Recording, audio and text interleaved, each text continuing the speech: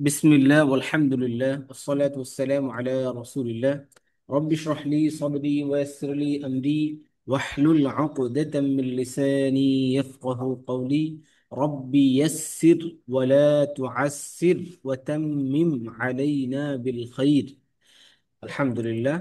আল্লাহ সুবহানাহু ওয়া তাআলার দরবারে আমরা এজন্য শুকরিয়া আদায় করছি যে মহান রব আমাদেরকে কোরআনুল কারীমের মতো মহাগ্রন্থ আল এবং কোরআন করিমের মতো বরকতময় একটি কিতাবের দর্শে আমাদেরকে উপস্থিত হওয়ার তৌফিক দিয়েছেন।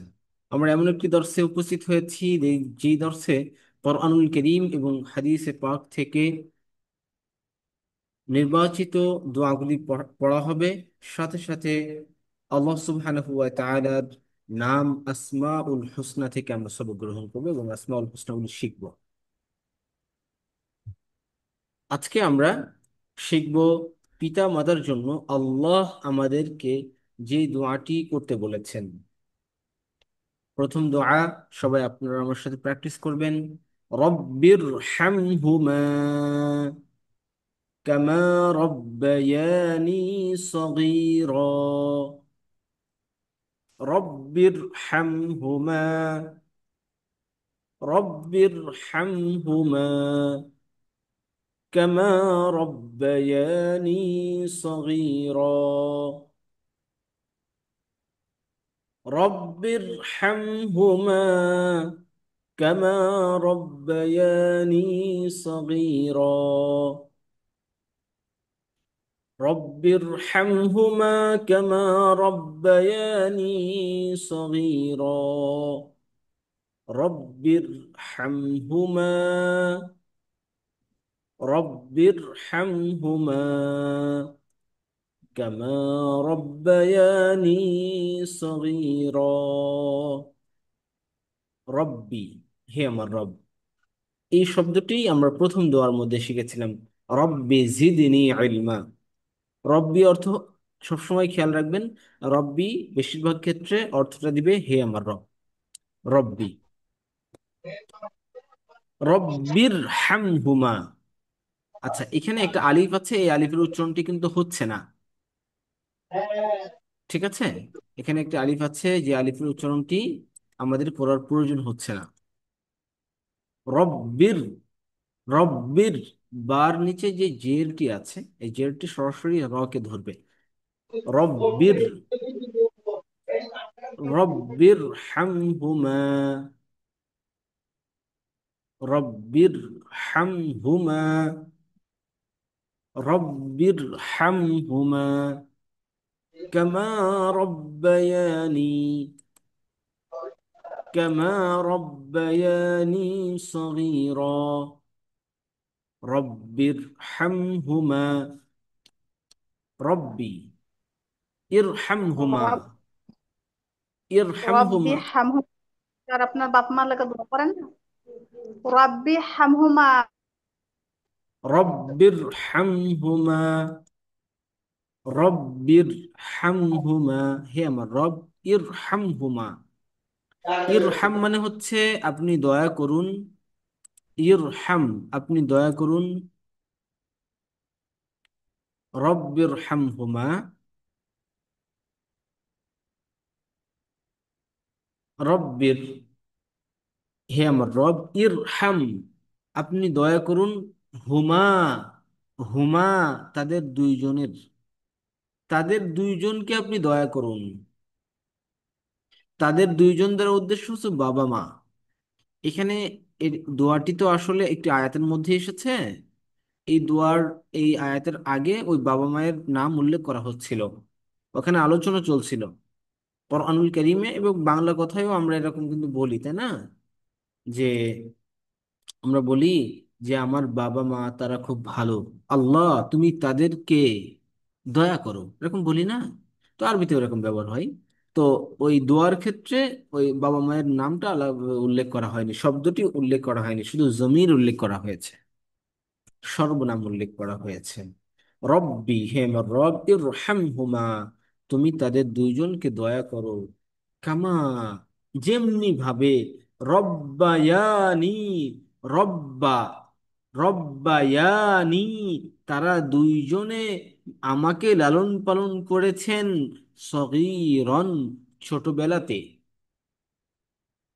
হে আমার রব, তুমি তাদের দুজনকে দয়া করো, যেমনি ভাবে তারা দুজনে আমাকে লালন পালন করেছে ছোটবেলাতে।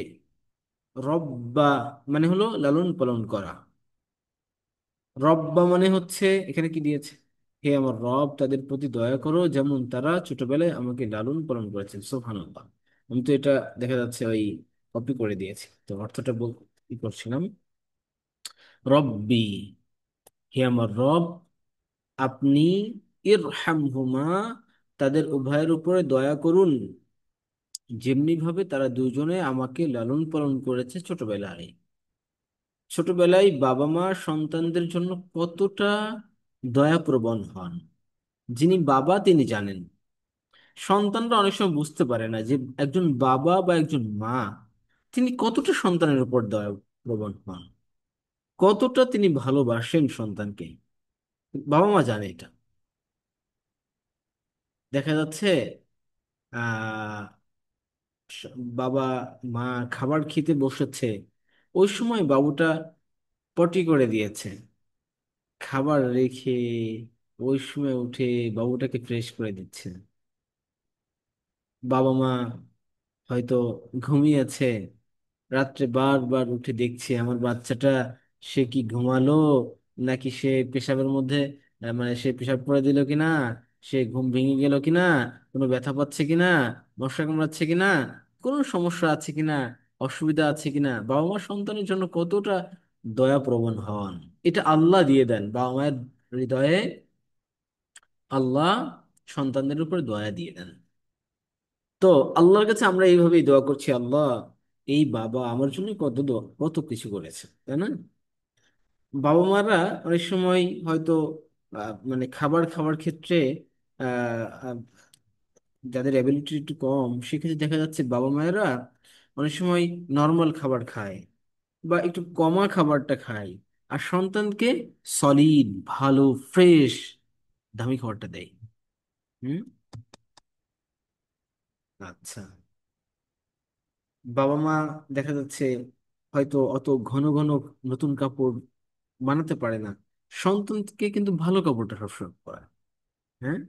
সন্তান কোনো একটা আবদার করলে সে আবদারটা যদি অযৌক্তিক না হয় বাবা মা কখনো ফেলে দেয় না। তবে দয়ার ক্ষেত্রে কিন্তু আমাদেরকে অনেক সময় সতর্কও হতে হবে সন্তানদের জন্য। আমাদের সন্তানরা অনেক সময় অনেক ধরনের আবদার করে, অন্যায় আবদার, যে আবদারগুলো আমাদের সন্তানদের জন্য ক্ষতিকর, বাচ্চাদের জন্য ক্ষতিকর, সেই আবদারগুলো কিন্তু আমরা কখনো রাখবো না। ঠিক আছে?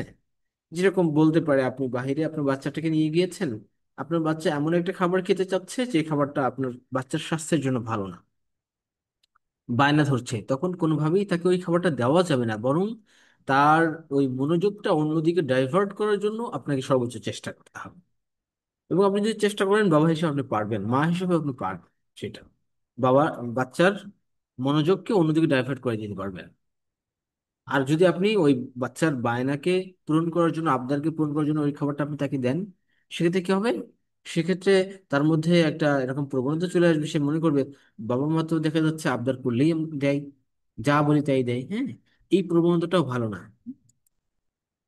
রব্বির হামহুমা কামা রাব্বায়ানি সগীরা। আর সন্তানদের উপরে কি দয়ালু হতে হবে, আমরা সেটা এখান থেকেই বুঝতেছি, তাই না? সন্তানের শরীরে, বাচ্চাদের শরীরে কিন্তু এক ধরনের ঘ্রাণ আছে, খুব চমৎকার। এই ঘ্রাণটা আমি কোথাও পাইনি। মানে অনেক ধরনের দামি দামি আতর ব্যবহার করেছি, সেন্ট ব্যবহার, পারফিউম ব্যবহার করেছি, কিন্তু এত চমৎকার পারফিউম, মানে বাচ্চার শরীরে যে পারফিউমটা থাকে, মানে আল্লাহ প্রদত্ত যে পারফিউমটা, হ্যাঁ, এইরকম চমৎকার পারফিউম আমি কোথাও পাইনি। সুবহানাল্লাহ, সুবহানাল্লাহ, কি চমৎকার! আমাদের রব কতটা দয়ালু, হ্যাঁ, কতটা দয়ালু! সুবহানাল্লাহ বিহামদিহি। তিনি আমাদের সন্তানদের মধ্যে, দেখেন এই পারফিউমের কারণেও কিন্তু বাবা মায়েরা সন্তানকে বারবার কোলে নেয়, বারবার আদর করতে চায়, এই সন্তান এর পারফিউমটা নেওয়ার জন্য। সুবহানাল্লাহ। হুম। বিশেষভাবে যে সমস্ত বাচ্চারা আহ মায়ের দুধ খায়, এই সমস্ত বাচ্চাদের শরীরে আলাদা একটা একটা পারফিউম আসে। আচ্ছা। আমি যেটা বলছিলাম, হাদিস বলতে যে অনেকগুলো কথা বলে ফেললাম। সন্তানের শরীরে যে ঘ্রাণ, এটা জান্নাতি ঘ্রাণ, জান্নাতি ঘ্রাণ এটা কিন্তু, হ্যাঁ। সুতরাং এগুলোকে অবহেলা করা যাবে না। সন্তানকে লালন পালন করা, সন্তানকে আদর করা, এটা রাসূলের সুন্নাহ, আল্লাহর আদেশ। সন্তানের একদিন এক রাসূলুল্লাহ সাল্লাল্লাহু আলাইহি ওয়াসাল্লাম হাসান হোসেনকে খুব আদর করছেন। একজন সাহাবী আসলেন, তিনি বললেন, ইয়া রাসূলুল্লাহ, আল্লাহ অনেকগুলি সন্তান দিয়েছে, কিন্তু আমি আমার সন্তানদেরকে আদর করি না। তখন রাসূল সাল্লাল্লাহু আলাইহি ওয়াসাল্লাম বললেন, না, সন্তানদেরকে আদর করবে, এটা হলো তাদের হক। তো এই জন্য সন্তানদেরকে আদর করতে হবে, ভালোবাসতে হবে, সন্তানদের জন্য যেটা ভালো সেটা করতে হবে। রব্বির হামহুমা, হে আমাদের রব, আপনি আমার বাবা মাকে দয়া করুন যেমনি ভাবে তারা আমাদের উপরে ছোটবেলাতে দয়া করেছে। যারা আপনার আরবি গ্রামার বুঝেন, আমি একটু যদি বলি গ্রামারের অংশটুকু, রব্বি, এখানে রব্বি হে আমার রব, ইরহামহুমা, ইরহাম এটা আদেশসূচক ক্রিয়া হয়েছে, হুমা এটা মাফউল হয়েছে, স- কামা যেমনি ভাবে, রব্বায়ানি তারা আমাকে লালন পালন করেছেন। এখানে মানে এখানে যেটা বলে ভার্ব, সাবজেক্ট এবং অবজেক্ট তিনটাই আছে একটা একটা শব্দের মধ্যে। আচ্ছা, সগীরন এটা একটা হাল, মানে একটা অবস্থা বোঝাচ্ছে, হাল হয়েছে এটা, হ্যাঁ, জুমলে হালিয়া। আচ্ছা, আচ্ছা, মাশাআল্লাহ। আমরা উস্তাদ, দ্বিতীয়, সগীরা শব্দের অর্থটা কি? যে সগীরা, হ্যাঁ, সগীরুন জি। মানে ছোট, সগীরুন মানে ছোট, হ্যাঁ, এমনি সগীরুন শব্দের অর্থ ছোট। আর সগীরা হলো একটা ছোটবেলার অবস্থাকে বুঝিয়েছে, যে তারা ছোটবেলাতে আমাদেরকে যেভাবে লালন পালন করেছেন। এমনি সগীরুন শব্দের অর্থ সগীরুন যখন ব্যবহার হবে, অর্থ হবে ছোট। আর সগীরা এখানে ব্যবহার হয়েছে ছোটবেলায়, ছোটবেলার অবস্থাকে বুঝিয়েছে, হ্যাঁ। মাশাআল্লাহ।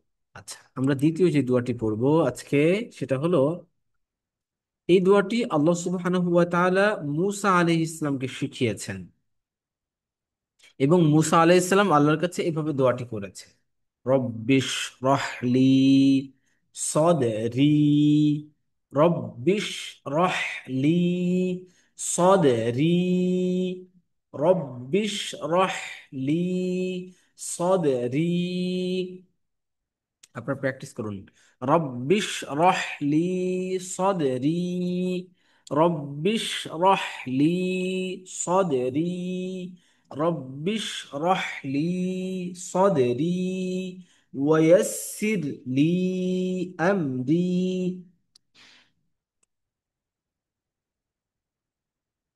ওয়ায়াসসির লি আমরি, ওয়ায়াসসির লি আমরি, ويسر لي أمري، واحلل عقدة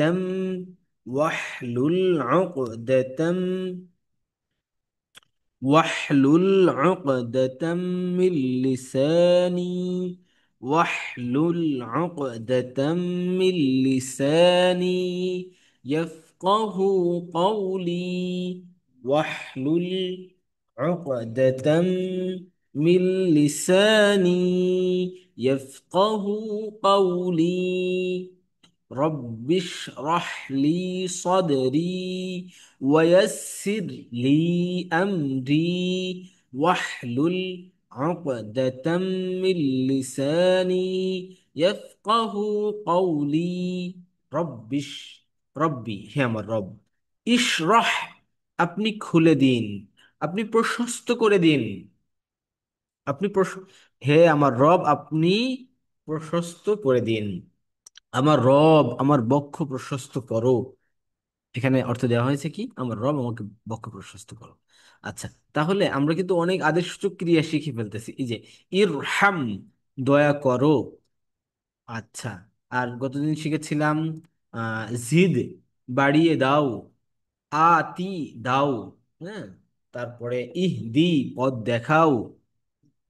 আচ্ছা, রব্বি হে আমার রব, ইশরাহ তুমি প্রশস্ত করে দাও, লি আমার জন্য, সদরি আমার বক্ষ, তুমি আমার বক্ষ প্রশস্ত করে দাও। আমার জন্য প্রশস্ত করে দাও কি? আমার বক্ষ। মানে আমার বক্ষকে তুমি প্রশস্ত করে দাও, আমার হৃদয়কে তুমি প্রশস্ত করে দাও।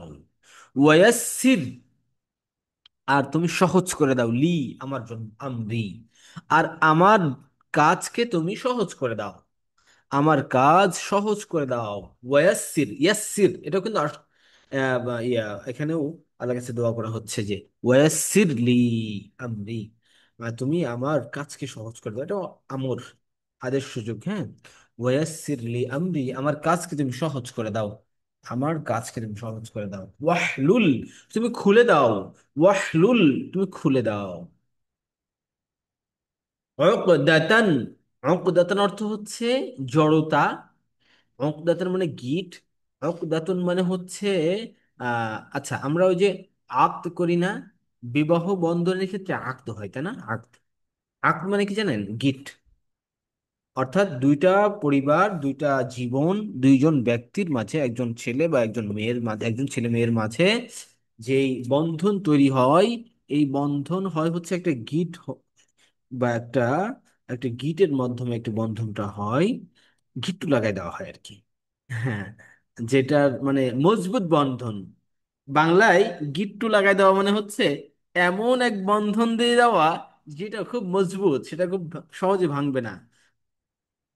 আচ্ছা, এই জন্য বিবাহ বন্ধনের ক্ষেত্রে ইজাব কবুল, মানে আমি নাকাহ তো, আমি তোমাকে বিবাহ করলাম, আর মানে এটা তো আসলে বিবাহেরও ব্যাপার আছে, সেটা হলো মেয়ের পক্ষ থেকে প্রস্তাব দেওয়া হয়, আর ছেলে তাকে কবুল করে, যে কবিল তো, আমি কবুল করলাম।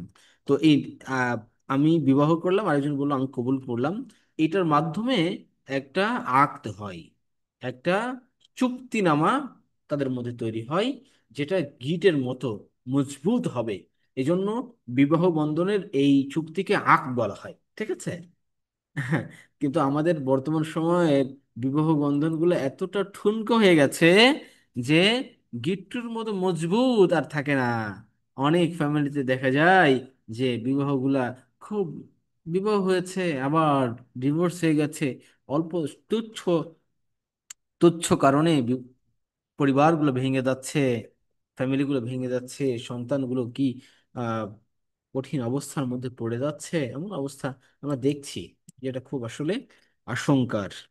ওয়াহলুল, খুলে দাও, উকদাতান, গিট, মিন লিসানি, আমার জিহ্বার যে জড়তা আছে, যে জট আছে, যে গিট আছে, সেটা আমার খুলে দাও। কেন খুলে দিবে? ইয়াফকাহু কাউলি, যাতে তারা আমার কথা বুঝতে পারে। এই দোয়াটা কখন করেছিল? প্রেক্ষাপটটা একটু বলি আপনাদেরকে সহজে, 1-2 মিনিটের মধ্যে বলার চেষ্টা করব। প্রতিটা দোয়ার অনেক ব্যাকগ্রাউন্ড আছে, অনেক লম্বা ইতিহাস আছে। হযরত মূসা আলাইহিস সালাম, তিনি মিশরে ফেরাউনের দরবারে বড় হয়েছে। আল্লাহ তাকে জন্মের পরে তার মাকে বললেন, তুমি তাকে কাঠের বাক্সে করে সমুদ্রে ভাসিয়ে দাও, তার নিরাপত্তার দায়িত্ব আমার। আল্লাহ সুবহানাহু ওয়া তাআলা, মানে যে, যার পক্ষ থেকে নিরাপত্তাহীনতা ছিল ফিরাউন, তার ঘরেই আল্লাহ তাকে উঠালেন, নিরাপদে বড় করলেন। মুসা আলাইহিস সালাম যখন বড় হলো, বড় হওয়ার পরে আসলে মুসা আলাইহিস সালাম তো প্রথমে আহ ফেরাউনের দরবারে বড় হয়েছিল, ফেরাউন তাকে নিজের সন্তানের মতোই আর কি গ্রহণ করার এই ছিল, কিন্তু মুসা আলাইহিস সালাম তিনি তো নবী, তিনি তো ফেরাউনের সন্তান হতে পারে না, হ্যাঁ। আচ্ছা, মানে নামে নামেও হতে পারে না। তো তার অ্যাটিটিউডের কারণে তিনি আসলে রাজ দরবারে থাকতেন না। তিনি বড় হওয়ার পরে একদিন এক রাজ দরবারের একজন আহ রাজকর্মচারী, সরকারি কর্মচারীকে, যে সরকারি কর্মচারী একজন গরিব মানুষের সাথে, গরিব মানুষের উপর জুলুম করতেছিল। একজন গরিব মানুষ, তার উপরে একজন সরকারি কর্মচারী জুলুম করতেছে। এটা মুসা আলাইহিস সালামের দেখে রাগ হয়ে গেছে, ভালো লাগেনি যে তোমার শক্তি আছে বলেই তুমি একজন গরিবের উপর জুলুম করবা। শেখ মুসা আলাইহিস সালাম তাকে একটা চড় দিয়েছে, একটা থাপ্পড় দিয়েছে। রাগ হয়ে গেছে, সমাধানের চেষ্টা করেছে, সমাধান হয়নি, থাপ্পড় দিয়েছে। থাপ্পড় দিলে ওই সরকারি ওই রাজকর্মচারী জায়গায় ডেট, জায়গায় মরে গেছে। মুসা আলাইহিস সালামের নামে ওয়ারেন্ট হয়ে গেছে। ফেরারি সে আস তার নামে ওয়ারেন্ট হয়ে গেছে, গ্রেফতারি পরোয়ানা জারি হয়ে গেছে। মুসা আলাইহিস সালাম পালায়ে গেলেন, ফেরারি আসামি। কোথায় পালা গেলেন? কোথায় যাচ্ছেন জানে না, হাঁটা শুরু করছে মিশর থেকে। মিশর থেকে হাঁটা শুরু করে মরুভূমিতে হাঁটতেছে হাঁটতেছে হাঁটতেছে, কোথায় যাচ্ছে জানে না কিছু। আল্লাহর কাছে তিনি দোয়া করলেন যে আল্লাহ, কোথায় যাব জানি না, তুমি আমাকে পথ দেখাও, হ্যাঁ। আল্লাহ তাকে, তিনি চলতে থাকলেন চলতে থাকলেন, অনেক দিন চলার পরে তিনি পৌঁছলেন মাদায়েন। মাদাইন একটা দেশ ছিল ওই সময়, ওই মাদাইনে তিনি পৌঁছে গেলেন। একজন যুবক যে নিরুদ্দেশ, ফেরারি আসামি, হুম, ফেরারি আসামি, এবং যার কোনো ঠিকানা নাই, যার কোনো কাজ নাই, খাবারের ব্যবস্থা নাই, থাকার জায়গা নাই, আত্মীয় স্বজন নাই, পরিবার নাই, ভবঘুরে। ভবঘুরে বলার আসলে এখানে মিলে না ভবঘুরে শব্দটা, মানে পুরোপুরি যিনি একেবারে আশাহীন একটা মানুষ, তিনি আল্লাহর কাছে দোয়া করলেন, রব্বি ইন্নী লিমা আনজালতা ইলাইয়া মিন খাইরিন ফাকির। হে আমার রব, আপনি যে অনুগ্রহ আমার উপরে করেছেন, আমি আপনার অনুগ্রহের ভিখারি। এই দোয়ার একেবারে সার অর্থ হচ্ছে, আমি আপনার আমি আপনার দয়ার ভিখারি, আমি আপনার অনুগ্রহের ভিখারি। মুসা আল ইসলাম দোয়া করলেন আল্লাহ কাছে, এবং একটা জায়গায় বসে আছেন, কূপের কাছাকাছি একটা জায়গায়, একটা ওখানে একটা কূপ আছে, সেখানে বসে আছেন। দেখছেন সব রাখালেরা তাদের পশুগুলা কূপে পানি পান করাচ্ছে। দুটো মেয়ে কূপ থেকে বেশ দূরে দাঁড়িয়ে আছে, এবং তাদের বকরিগুলাকে নিয়ে তারা দাঁড়িয়ে আছে, বোঝা যাচ্ছে যে তারা, এরা চলে গেলে তারা পানি পান করাবে। তখন তিনি কাছে গিয়ে বললেন, আপনারা আসলে এখানে কেন দাঁড়িয়ে আছেন? তারা বলল যে এই ছেলেরা, এরা উচ্ছৃঙ্খল অভদ্র, আমরা যদি এদের মধ্যে, ভিড়ের মধ্যে পশুদেরকে পানি পান করাতে যাই, তাহলে আমাদের মানে আমাদের সমস্যা হয়, আমরা তাদের থেকে হেনস্থার শিকার হই, ইপটিজিং এর শিকার হই। তখন মুসা আলাইহিস সালাম তাদের বকরিগুলা নিল, আর কোনো কথা বললেন না, বকরিগুলা নিলেন, নিয়ে দুধ পানি পান করে ছেড়ে ওনাদেরকে দিয়ে দিলেন যে আপনারা যান এবার বাসায়। মানে তিনি আগে বেড়ে মানুষকে উপকার করলেন, তারা কিন্তু তার থেকে কোনো উপকার চায়নি, হেল্প চায়নি, তিনি আগে বেড়ে হেল্প করলেন। তিনি আল্লাহর কাছে দোয়া করলেন, তিনি পর উপকারী মানুষ, অন্যের হেল্প করলেন। এবং তিনি যখন হেল্প করার পরে অনেকে অনেক সময় খাতের করে বা খারাপ কিছু, মানে তাদেরকে আহ আকর্ষণ করার জন্য চেষ্টা করে মেয়েদের সাথে, মেয়েদেরকে বেশি হেল্প করলে এরকম অনেকটা করে। তিনি এমন কিছুই করলেন না, তাদের দিকে তাকালেন না, ওই মেয়েদের দিকে তাকালেন না। এই মেয়েরা যে বাড়িতে, যে বাবাকে, বাবা যখন বাড়িতে এর আগে চলে গেছে, বাবা জিজ্ঞেস করেছে কি ব্যাপার, তোমাদের প্রতিদিন দেরি হয়ে যায়, আজকে কিভাবে তোমরা আগে আগে বকরিগুলাকে পানি পান করে চলে আসলা? তখন বললো একজন যুবক যে আমাদেরকে এরকম হেল্প করেছে। তখন বলছে বাবা, এই যুবকটা অন্য যুবকদের মতো না, অন্যরা তো আমাদের সাথে খারাপ ব্যবহার করে, দুর্ব্যবহার করে, আমাদেরকে তারা টিচ করে, এই যুবক খুবই ভালো। সে আমাদের দিকে তাকায়নি, সে আমাদেরকে হেল্প করেছে, সে আমাদের সাথে অযথা কোনো কথা বলেনি, আমাদের কাছে তাকে ভদ্র মনে হয়েছে। বাবা যা বুঝার বুঝে গেছেন যে আমার মেয়েরা বড় হয়েছে, আর এইরকম একটা যুবক, এত ভালো যুবক আমার সমাজে এসেছে, এটা হাতছাড়া করা যাবে না। বাবা মেয়েকে পাঠালেন, যাও ডেকে আনো। একজন মেয়ে, সে মুসা আলাইহিস ইসলামের কাছে এসে বলছে যে আপনাকে আমার বাবা ডেকেছে, আপনি যে আমাদের উপকার করেছেন, আমার বাবা আপনাকে কিছু হাদিয়া দিতে চায়। তখন মুসা আলাইহিস সালাম আর কোনো কথা বললেন না, তিনি চলা শুরু করলেন। এবং মুসা আলাইহিস সালাম যখন চলছেন, তখন ওই মেয়েকে বললেন, আপনি আমার পিছনে পিছনে আসেন, আমি আপনার সামনে সামনে যাই। কেন? আপনি আমার সামনে হাঁটলে তখন আপনার দিকে আমার নজর পড়তে পারে। একজন নবীর আদর্শ, তিনি তখনও কিন্তু নবী হননি, কতটা উন্নত চরিত্রের অধিকারী, তাই না? মুসা আলাইহিস সালাম তিনি তার ওই লোকের বাড়িতে গেলেন।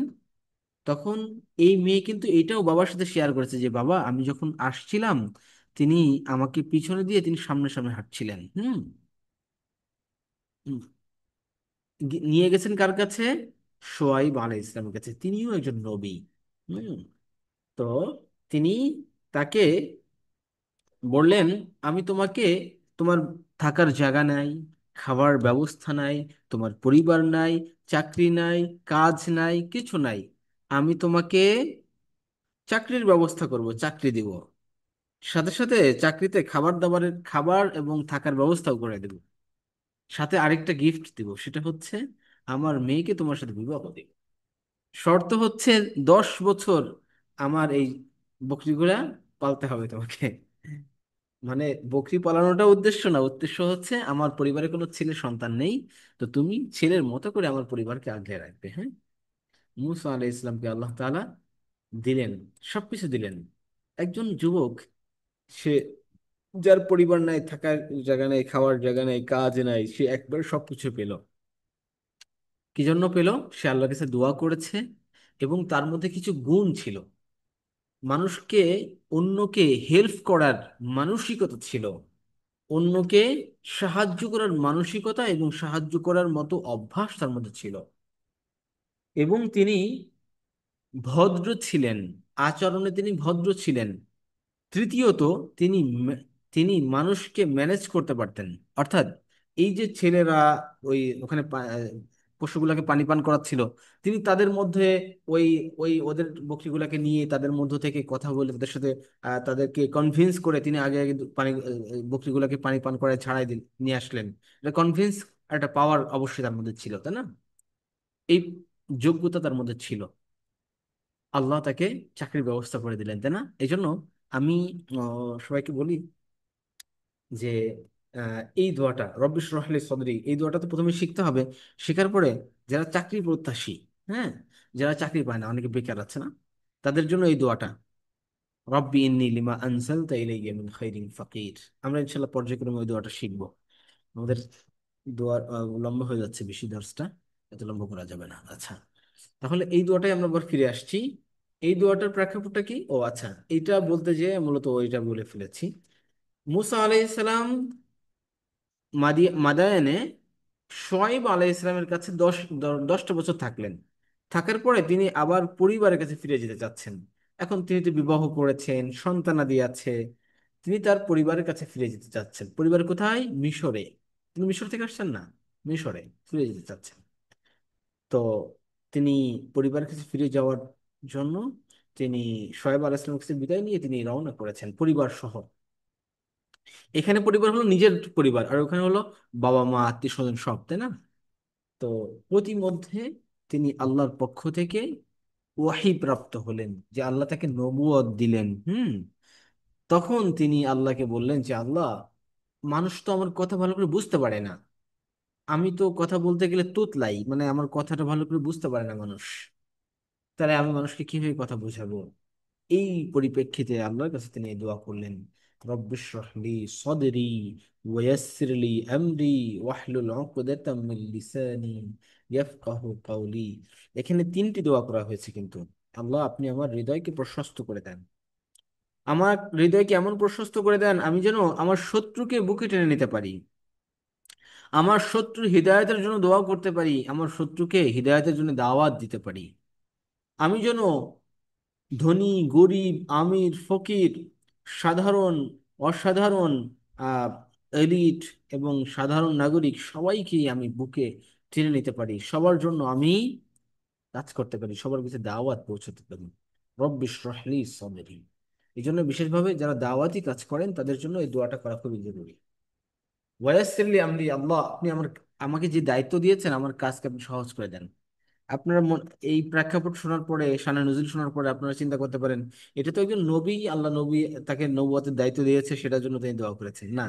শুধু তাই না, এটা প্রেক্ষাপটটা এটা, যে নবুয়তি দায়িত্ব পালনের ক্ষেত্রে সর্বোচ্চ সফল যেন হতে পারে সেজন্য আল্লাহ কাছে দোয়া করেছি। কিন্তু আমরা আমাদের জীবনে, আমরা যেন আমাদের পার্থিব জীবনে সফল হই, আখিরাতে সফল হই, সেজন্য আমরা আমাদের হৃদয় যেন প্রশস্ত হয়, মানুষকে যেন সাদরে গ্রহণ করতে পারি, হিংসা বিদ্বেষ আমার মধ্যে যেন জন্ম না নেয়, আমি যেন আমার শত্রুকেও, শত্রু মিত্র নির্বিশেষে সবাইকে বুকে টেনে নিতে পারি, সহজ হতে পারি, সেজন্য আল্লাহর কাছে এই দোয়া করা। এবং আমার উপরে যে দায়িত্ব আছে, যে কাজ আছে, আমার পরিবারের দায়িত্ব আমার উপরে আছে, আমার সমাজের দায়বদ্ধতা আমার উপরে আছে, আমার রাষ্ট্রের দায়বদ্ধতা আমার উপরে আছে, আমার দিন ও ইসলামের দায়বদ্ধতা আমার উপরে আছে। আমরা এখন যে সমাজে বাস করছি, এই সমাজে ইসলাম নিয়ে কাজ করা অনেক কঠিন। বিশেষভাবে রাষ্ট্রীয় পর্যায়ে যদি কেউ ইসলাম নিয়ে কাজ করতে চায়, সেটা অনেক কঠিন। আহ যতদিন পর্যন্ত ইসলামী রাষ্ট্র ব্যবস্থা তৈরি না হবে, আসলে বিশ্বে মুসলিমরা ওইভাবে স্বাধীনভাবে চলতে পারবে না, স্বাধীনভাবে তাদের ধর্মীয় বিষয়গুলি আজ পালন করতে পারবে না। তো সেই ক্ষেত্রে কাজ করা কঠিন। এই কঠিন মুহূর্তে ওয়াসিরলি আমরি, আল্লাহর কাছে দোয়া করতে হবে যে আল্লাহ আপনি আমার কাজকে সহজ করে দেন। ওয়াসিরলি আমরি। মুসা আলাইহিস সালাম এই দোয়াটা কখন করেছেন? এই দোয়াটা তখন করেছেন যখন এমন এক দায়িত্বপ্রাপ্ত হয়েছেন, যেই দায়িত্ব পালন করার মতো সামর্থ্য নাই, যেই দায়িত্ব পালন করার মতো জ্ঞানও তার নাই, যেই দায়িত্ব পালন পালন যে করবে ওই জায়গায়ও তিনি তখন নাই। মিশরবাসীর দায়িত্ব তো রাসূল মোহাম্মদ হযরত মুসা আলাইহিস সালামকে দেওয়া হয়েছিল, তাই না? সেই পরীক্ষিতে তিনি দোয়া করলেন। তারপরে আরেকটি, ওয়াহলুল উকদাতাম মিন লিসানি, আল্লাহ আমার জবানে যে জড়তা আছে সেটা আপনি দূর করে দেন। মুসা আলাইহিস সালাম ছোটবেলায় তিনি আগুনের কঙ্কর মুখে নিয়েছিলেন, আগুনের দলা মুখে নিয়েছিলেন, তার জবানে জড়তা তৈরি হয়েছিল। হুম। এরপরে তিনি আরো দোয়া করেছেন। তিনি তার ভাই হারুনকে নবী বানানোর ব্যাপারে আল্লাহর কাছে আবেদন করেছিলেন, আল্লাহ সেটা কবুল করেছেন। হ্যাঁ, আরো অনেক আছে। আমরা শুধু এই দোয়ার প্রেক্ষাপটটা সংক্ষেপে বলার চেষ্টা করলাম। আল্লাহ আমাদেরকে তৌফিক দান করেন। আপনারা আমার সাথে প্র্যাকটিস করেন আবারও। রব্বিশ রহলি সদরি ওয়ায়াসসির লি আমরি ওয়াহলুল উকদাতাম ওয়াহলুল উকদাতাম মিন লিসানি ইয়াফকাহু কওলি। মাশাআল্লাহ। আরেকটি দোয়া আমরা করব হাদিস থেকে। আমরা হাদিস থেকে একটি দোয়া আজকে শিখব দৈনন্দিন জীবনে। যে দোয়াটা আমাদের দরকারি, সেই হাদিসে যে দোয়াগুলি আসছে, মানে হাদিস থেকেও আমরা আস্তে আস্তে দোয়াগুলি আনবো। এই দোয়াগুলো বেশিরভাগ ক্ষেত্রে দেখা যাচ্ছে আমাদের দৈনন্দিন জীবনে যে আজকারগুলি বেশি জরুরি, সেগুলি আসবে বেশি। আলহামদুলিল্লাহিল্লাযী أحيانا بعدما أماتنا وإليه النشور। আমাদের দিনের শুরু আমরা করব এই দোয়ার মাধ্যমে। এই দোয়ার মাধ্যমে আমরা দিনের শুরু করব, দিনটাকে শুরু করব। আলহামদুলিল্লাহিল্লাযী আহইয়ানা, আলহামদুলিল্লাহিল্লাযী সকল প্রশংসা ওই আল্লাহর, আল্লাযী যিনি আহইয়ানা আমাকে জীবন দিয়েছেন, বাদা মা আমাতানা, বাদা মানে পরে, মা এটার যে, আমাতানা তিনি আমাকে মৃত্যু দিয়েছিলেন, তিনি আমাকে মৃত্যু দেওয়ার পরে আবার জীবন দিয়েছেন। ওয়া ইলাইহিন নুশুর, আর তার কাছেই প্রত্যাবর্তন, তার কাছেই ফিরে যাব। মৃত্যুর পর আবার জীবন দান করেছেন। এটা কেন বলা হলো? কারণ আমাদের যে, আমরা যে ঘুমাই, ঘুমটা হচ্ছে নিসফুল মাউত, অর্ধেক মৃত্যুর মতো। হুম। আমরা যখন ঘুমাই তখন ঘুমটা অর্ধেক মৃত্যুর মতো, এজন্য ঘুমকে মৃত্যু সাথে বলা হয়েছে। তারপরে ঘুমের দোয়া কি? আল্লাহুম্মা বিসমিকা আমুতু ওয়াহিয়া। আল্লাহ, আল্লাহুম্মা হে আল্লাহ, বিসমিকা তোমার নামে আমুতু আমি মৃত্যুবরণ করছি, ওয়াহিয়া এবং তোমার নামে আমি জীবিত হব। ঘুমটাকে মৃত্যুর সাথেই তুলনা করা হয়েছে। মৃত্যু হলে একজন মানুষের যেরকম সেন্স থাকে না, কোনো হুঁশ থাকে না, মানুষ ঘুমালেও মানুষের ওই সেন্সটা থাকে না, স্বাভাবিক ওই চেতনাটা থাকে না। এই জন্য মৃত অবস্থায়, ওই ঘুমান্ত অবস্থায় মানুষ কোনো ভুল যদি করে ফেলে, সে ভুলেও আসলে গুনাহ হয় না। হ্যাঁ। আচ্ছা। আলহামদুলিল্লাহ আহইয়ানা বা'দা মা আমাতানা ওয়া ইলাইহিন নুশুর। আচ্ছা, আমরা দুটি আসমাউল হোসনা থেকে দুটি নাম শিখবো। আর রহমান, আমরা শিখেছি আল্লাহ, দ্বিতীয় হলো আর রহমান। কোরআনুল কারীমে আল্লাহ কি বলেছেন? কুলিদুল্লাহ, আল্লাহকে ডাকো। কুল, আপনি বলে দিন। উদউল্লাহ, তোমরা আল্লাহকে ডাকো। উদউল্লাহ, উদউ তোমরা দোয়া করো, মানে তোমরা ডাকো আল্লাহ বলে। আবিদুর রহমান অথবা রহমান বলে, আল্লাহকে আল্লাহ বলে ডাকো অথবা রহমান বলে ডাকো। রহমান যিনি পরম দয়ালু, যিনি সৃষ্টি জগতের সর্বসাধারণের প্রতি দয়া করেন। রহামিম, রহামিম, যার অর্থ হলো অনুগ্রহ করা। আল্লাহর এক বিশেষ গুণের নাম, তার দয়া মুমিন কাফির সবার উপর বিস্তৃত। এটি কোরআন বিসমিল্লাহির রহমানির রহিমের মধ্যে এই নামটি এসেছে না? বিসমিল্লাহির রহমানির রহিম। প্রতিদিন আর রহমান নামটি বেশি বেশি পড়লে অন্তরে দয়া ও কোমলতা বৃদ্ধি পায়, অন্যের প্রতি করুণা দেখানোর প্রেরণা আসে। এবং এটা 100 বার বা 100 বারের বেশি, এটা কোনো বিশেষ নির্দিষ্ট সীমারেখা নেই, আমরা বেশি থেকে বেশি পড়বো ইনশাআল্লাহ। হ্যাঁ, আর রহমান, আর রহমান, ইয়া রহমান, ইয়া রহিম। হ্যাঁ, ইনশাআল্লাহ। যে ব্যক্তি অন্যের উপরে দয়া করে না, আল্লাহ তার উপরে দয়া করেন না। তো সুতরাং আমরাও অন্যদের উপরে দয়া করব, কোমল হব, অন্তরকে নরম করব। আর রহমান। আচ্ছা, আরেকটি দোয়া হলো আর রহিম। আর রহিম অর্থ পরম দয়ালু, আর রহমান অর্থ পরম দয়ালু, অর্থ একই, বাংলায় অর্থ একই হয়, কিন্তু ব্যবহারগত কিছুটা ভিন্নতা আছে। হ্যাঁ, এটা হলো স্থায়ী দয়া এবং বিশেষ দয়া। রহিম অর্থ বিশেষ দয়া। দেখেন তো কয়টা লেটার আছে এখানে? র, হা, মিম, ইয়া, চারটা, তাই না? রহিমে চারটা লেটার, আর রহমানে 1 2 3 4, চারটা লেটার তো নাকি? হ্যাঁ, এখানে আরেকটা লেটার আছে। রহমানে 5টা লেটার। এই মিমের উপরে যে খাড়া জবর আছে না, এটা একটা লেটার, এটা একটা আলিফ। বুঝতে পেরেছেন?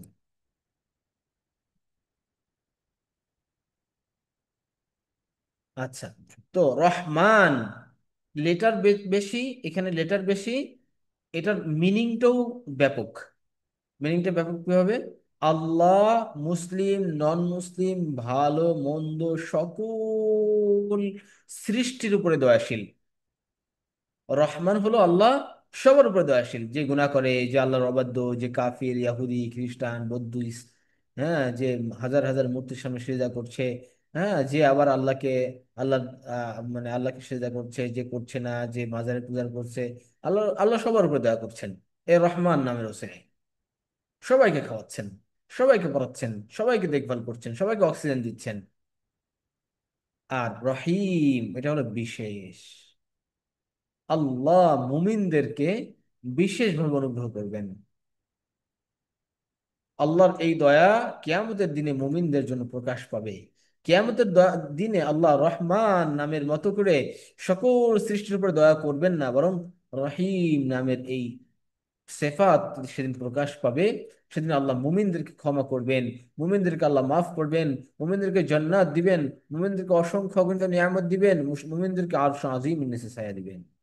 ইন্নাল্লাহা কানা বিল মুমিনিনা রহিমা। আল্লাহ মুমিনদের উপরে পরম দয়ালু, আল্লাহ মুমিনদের প্রতি পরম দয়ালু।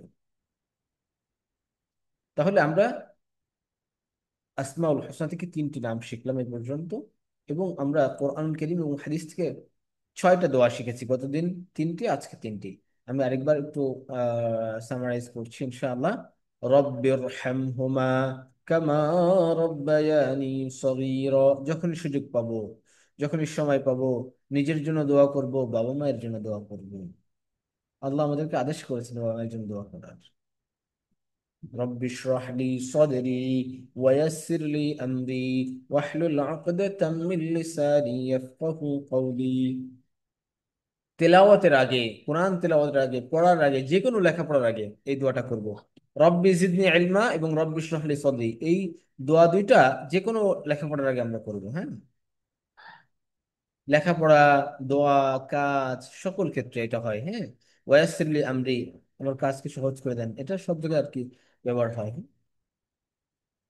বয়ান দেওয়া, বক্তব্য দেওয়া, কথা বলা, অন্যকে কনভিন্স করা, আলোচনা করা, হ্যাঁ, পরিবারের সাথে কথা বলা, তারপরে হচ্ছে অফিসে অফিস কলিগদের সাথে, অফিস বসের সাথে, নানান রকম যত ক্ষেত্রে এরকম ব্যবহার হয় যেসব ঠিক নেই।